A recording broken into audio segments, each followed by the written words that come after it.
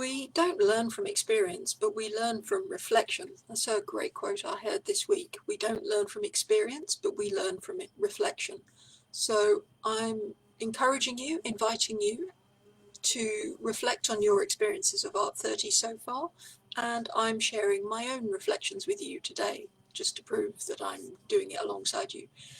And looking back over the first week, it was a busy one for me. I had other commitments outside of the studio for quite a lot of the days and quite long periods.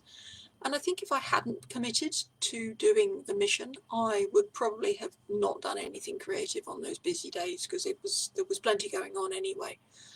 And yeah, I would have been tempted to put it off until I had more time, and you can probably identify with that feeling. But having committed to the mission and knowing what I was trying to achieve, it made me find a way to do it. So I did kind of squeeze it in somehow. Sometimes they were very short sessions. Sometimes it meant thinking about my artwork while I was busy, elsewhere outside of the studio. But I did it. I did more than I would otherwise have done. So I kind of won in two ways. I got more art done and I felt better on those days. And I felt proud of myself for having stuck to the mission. So that was definitely an insight, that it was good to have that kind of clear commitment.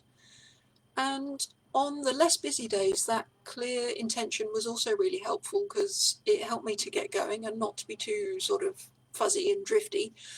And I still got more done, and I probably did longer periods than I would otherwise have done.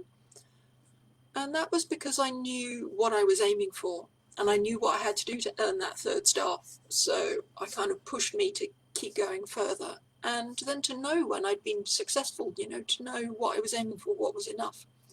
So yeah, definitely 2 wins for me in week 1 of ART30. So if you're also signed up for ART30, I'd love to hear what your insights, your reflections have been this week.